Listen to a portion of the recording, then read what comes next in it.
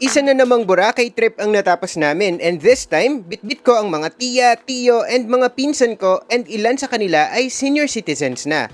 And kung may balak kang mag-Boracay soon kasama ang mga mas nakatatandang members of the family, tamang-tama kasi in this video, babahagihan ko kayo ng mga tips kung paano mas mapapagaan ang Boracay trip nyo. Hello there poor traveler, we are Vince and Josh. Kung hindi ka pa nakasubscribe, huwag kalimutang mag-subscribe muna dito sa channel natin and itap ang bell icon sa tabi para lagi kang informed kapag may new episodes tayo.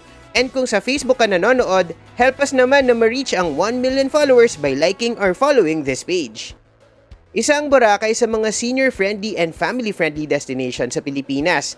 Maliit lang kasi ito and relatively may maayos na infrastructure. Maraming convenient na transportation option sa island and hindi ito ganoon ka-challenging physically. Di tulad ng ibang island destination sa bansa na need pang i-trek or languyin ang ibang attractions. Kaya naman hindi katakatakang dinarayo ito ng nakararami. But that's not to say that every visit is a walk in the park. Kaya ngayon, we'll share tips on how to make your Boracay trip with seniors and kids hassle-free.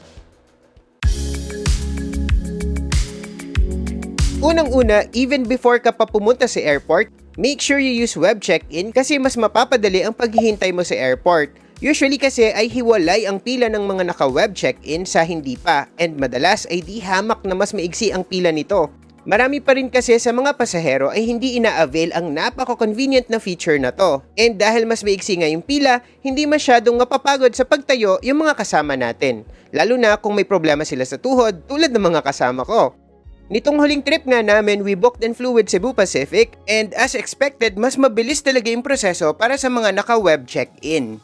Pero, this is best if you purchase seat selection to make sure na magkakatabi kayo sa eroplano. Otherwise, the system will be assigning you random seats. Kung hindi naman, kahit di ka naka-check-in, agahan nyo na lang si airport and i-request sa staff kung pwedeng pagtabi-tabihin kayo. Usually naman, kapag may available or vacant seats pa na magkakatabi, papayag naman sila. Pero kung wala na rin silang magagawa doon.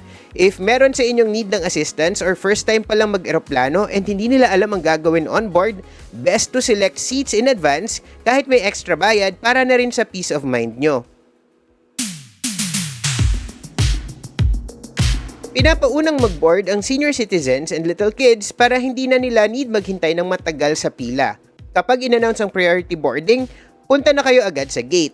Yes, allowed naman na may kasama sila, pero depende sa airline kung ilan ang pwede. Pero usually ay isa lang.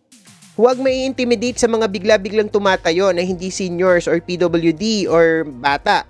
Or yung mga pumipila agad kahit hindi pa tinatawag yung zone nila. Punta pa rin kayo sa harap. Kasi laging inuuna ang mga traveling with seniors and mga bagets.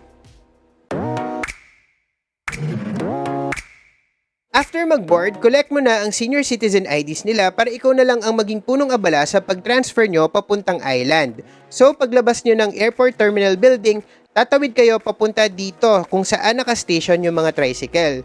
Up to 2 packs lang per tricycle ang pwede. And ang fare ay nagtaas na to 75 pesos. Dadalhin kayo niyan sa seaport. Whether dito sa Katiklan Jetty Port or sa Tabon Port mapunta, paupuin mo na lang muna sila sa tabi and ikaw na lang mag-isa ang pumila. Tandaan, need mong maipakita yung 3 requirements na to. Una, yung tourist arrival form, and hindi naman ito per person, isa lang ang kailangan for the entire group. Pangalawa, yung confirmed booking or voucher from an accredited resort or hotel. Meron kaming list ng mga resorts na yan and ilalagay namin sa link sa description para mas madali kayo makapili. And ikatlo, valid ID. Government ID madalas tinatanggap. For foreigners, passport. For students, best na gamitin ang school ID and for seniors, ipakita ang senior citizen ID. Bakit? Kasi may discount kapag estudyante and senior. And malaki-laki rin yung matitipid mo ha kasi 3 ang need mong bayaran. Yung terminal fee, environmental fee, and boat fee. Unahin natin yung terminal fee. May 2 ports kasi na pwedeng gawing jumping off point papunta sa island. Depende sa time of the year or season. Pwedeng sa Katiklan Jetty Port and pwede rin sa Tabon Port. Ang napansin ko, nung March, dito ako sa Katiklan Jetty Port nag-board and 150 pesos ang terminal fee for regular and 120 pesos naman for seniors, students, and PWDs. Pero nitong July lang, sa Tabon Port kami dumaan, 100 pesos lang yung regular and 80 pesos yung discounted. Hindi ko alam if bumaba ba siya in general or talagang magkaiba lang ang rate sa dalawang terminal. Kung alam nyo, paki-comment na lang sa baba para sa benefit na rin ng ibang mga nanonood sa atin. Sa environmental fee naman, 150 pesos ang regular rate for Pinoys and 120 pesos for seniors, students, and PWDs. And sa boat fee, ang regular ay 50 pesos, pero 40 pesos lang for seniors, PWDs, and students. Although for some reason, hindi na-discountan yung mga kasama kong senior sa boat fee. Hinayaan na lang namin kasi gusto na namin makarating talaga sa hotel.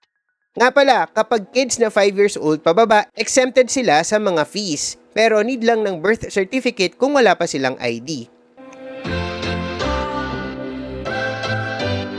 Okay, depende sa port and bangka na gagamitin, pwedeng magkaiba ang paraan ng pag-board. Pero usually ay may makitid na boardwalk na ginagamit. May handle naman na makakapitan, pero narrow lang talaga. So, mahirap kapag may dala kang gamit or luggage. And kung maalon, pwedeng umuga-uga. So, i-assist natin yung mga kasama nating may mobility issues. May mga nakasabay na rin kami dati na mga naka-wheelchair. And in fairness, umaalalay and tumutulong naman yung staff ng bangka. Yun nga lang, nakakakaba pa rin talaga kapag maalon. Last year, noong transfer service ng resort ang inavail namin, naranasan namin na mag-board using this floating jetty. And ito ang mas mahirap for seniors and yung mga may mobility problems kasi gumagalaw talaga yung tinutungtungan. Kahit ako, medyo nahirapan. Pero di ko sure kung kailan lang ito ginagamit.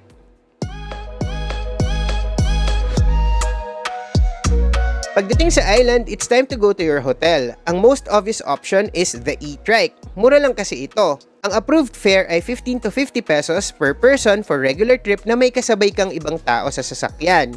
Or 100 to 400 pesos per trike for chartered or special trips. Depende sa layo. Ito yung fare matrix. Kung sa may Station 2 or Balabag area ka bababa, 25 pesos per person yan for regular trip or 150 pesos naman per trike kung chartered or special trip. Pero kung big group kayo, mas makakamura kayo sa multicab. 250 pesos lang ito papuntang Station 2 and it can accommodate up to 10 pack. So, papatak sa 25 pesos per person lang. Aksidente ko lang silang nakita nitong huling trip namin and sulit na sulit. Siyam kasi kami noon and may space pa for our luggage.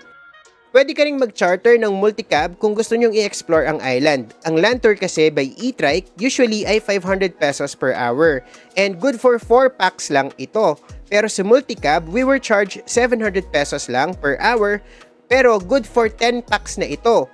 Hindi ko alam if ito ang standard rate and we asked for the rate sa official channels pero wala namang nag-reply. Pero dahil mas makakatipid talaga kami kumpara kung mag-hail kami ng multiple e-trikes or van, naggora na ako dito sa multicab tour. If need nyo ng contact na multicab driver, message nyo itong si Kuya Bong na siya yung naging driver namin. Susunduin niya kayo and ihahati din pabalik sa hotel after the tour.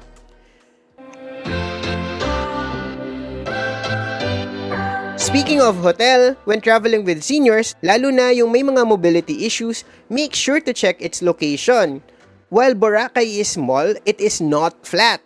May mga parts na pataas and paloob masyado. Hindi naman kailangang beachfront yung ibubuk nyo. Para sa akin nga, mas recommended na malapit sa main road yung pagsastayan nyo para mas madaling makagala. Mas gusto ko yon kesa mas malapit sa beachfront. Kapag kasi tabing kalsada lang, you could easily hail an e-trike to get from point A to point B and hindi na kailangang maglakad ng malayo. Mas convenient mag-e-trike for them kesa maglakad sa buhangin.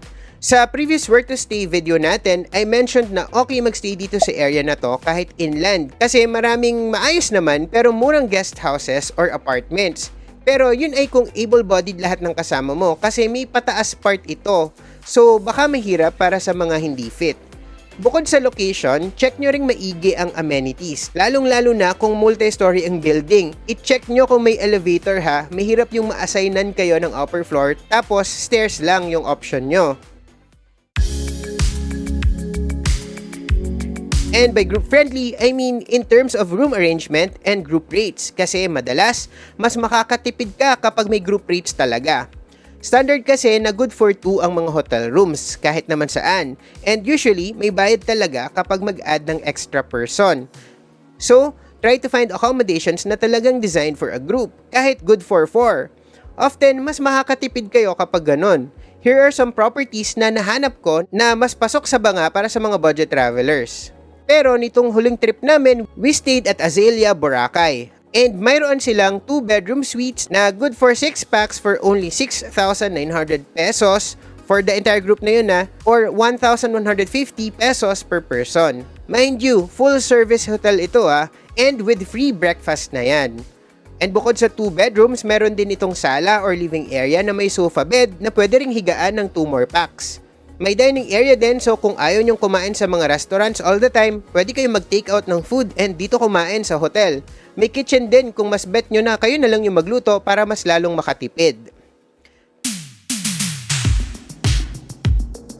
Pero syempre, fun din i-try ang restaurant scene sa Boracay. And kung balak nyong kumain sa labas, huwag kalimutang dalhin ang senior ID kasi magagamit nyo yan para maka-avail ng discount.